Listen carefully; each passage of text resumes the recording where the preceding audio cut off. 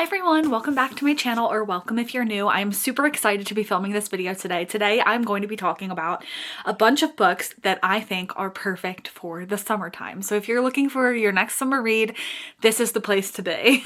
I'll be talking about some romances. Obviously that feels like the most summery to me, but I also have some fantasy, some general fiction, and some like thrillers to go over as well. So stay tuned. I hope you enjoy. So the first one I want to talk about is one of my most recent reads, and that is Curvy Girl Summer by Danielle Allen.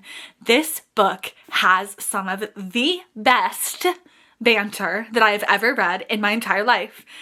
It is so good. So it basically follows our main character, and she's been single for a while, and she decides that she wants to go on a bunch of dates.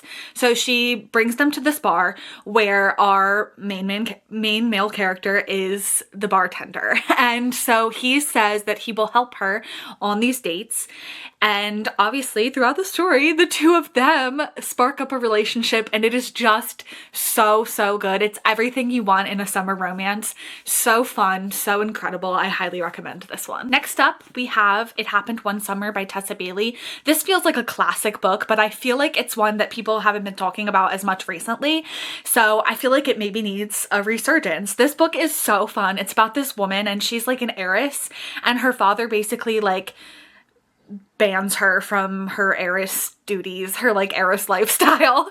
He sends her to this small town where she falls in love with our main male character, and he is so the mouth on this man.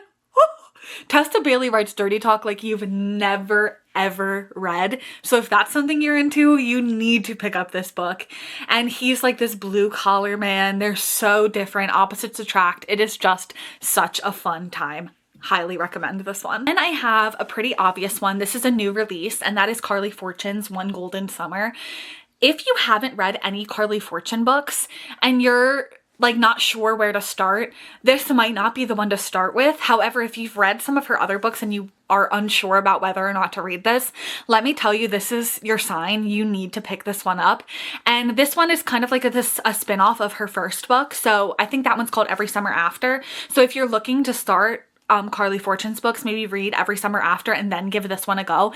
This one is such a good time. Basically, it's this girl, and she grew up kind of like watching this group of friends in her summer like vacation destination, and she takes a picture of them, and this picture like opens up her entire world. She becomes like a photographer as her career. It kind of is like the changing factor in her entire life.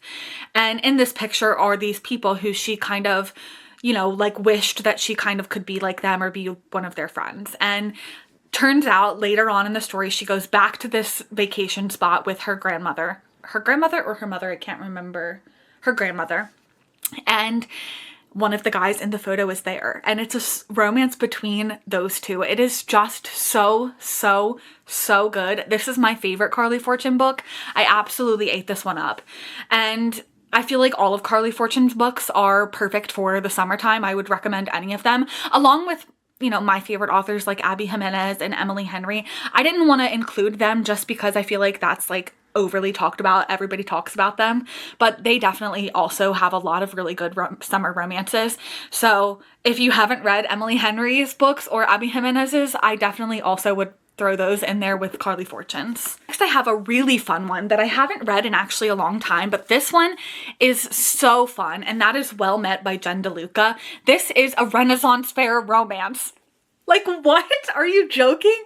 I live for the Renaissance fair. Like, I go multiple times a year. I have so much fun. I have my little outfit, and I like fully lead into it. This one basically follows this woman who is working at the Renaissance fair for the first time, and a seasoned veteran of the Renaissance fair. And the way that he like does little things for her all throughout this book, it's just so incredible. And I feel like it takes place in the summer. The atmosphere is there. Like, I just really enjoyed this one. All right, now let's do some general fiction. So the first one that I want to talk about is Carrie Soto is Back by Taylor Jenkins Reid. I feel like this is one of Taylor Jenkins Reid's most underrated books, and this one deserves way more hype. It is so good. It's about Carrie Soto, and she was a famous tennis player like back in the day, and then she kind of like went into retirement.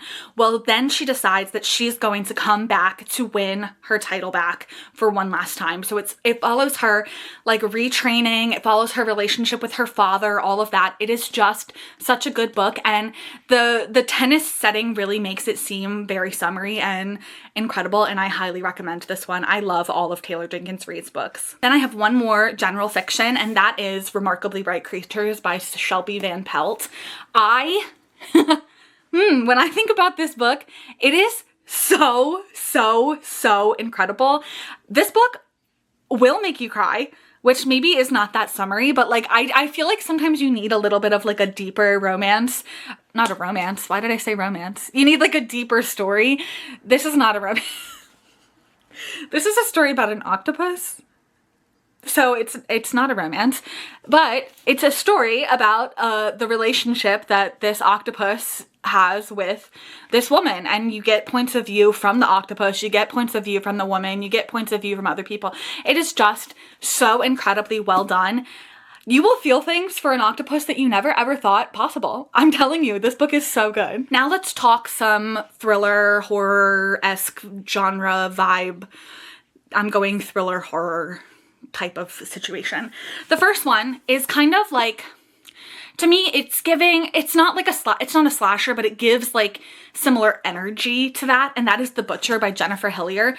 I just want to talk about this book at every given moment because this book is one of the best thrillers I've read in so long.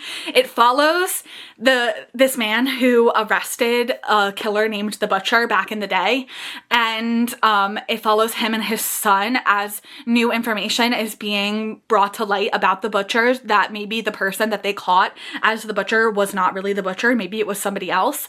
So you follow them going through kind of like the idea that this butcher man was not who everybody thought he was, and you do get to discover who the butcher actually is. And let me tell you something, this book caught me by surprise. It was so good. I highly recommend this thriller. Next we have You Are Fatally Invited, and this one gives summer to me because it's like on a private island, so that to me feels very summery.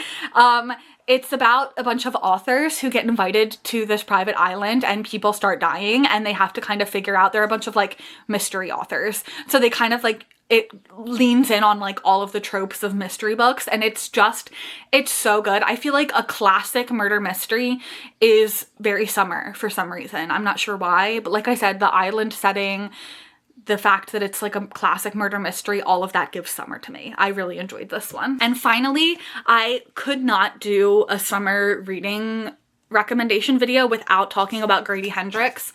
I feel like Grady Hendrix books are like the perfect horror that makes you feel like summery. I'm not sure if that makes any sense.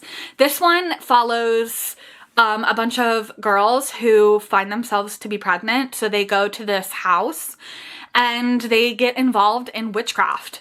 It is so good. It took me by surprise. I love all of Grady Hendrix's books, and this one is no different. This is his newest release, and yeah, I felt the summer vibes. I'm not sure why. I wish I could tell you, but this book to me felt very summery. Now let's talk fantasy, and that's where we're going to end on fantasy. So the first summery fantasy has to be Tress of the Emerald Sea.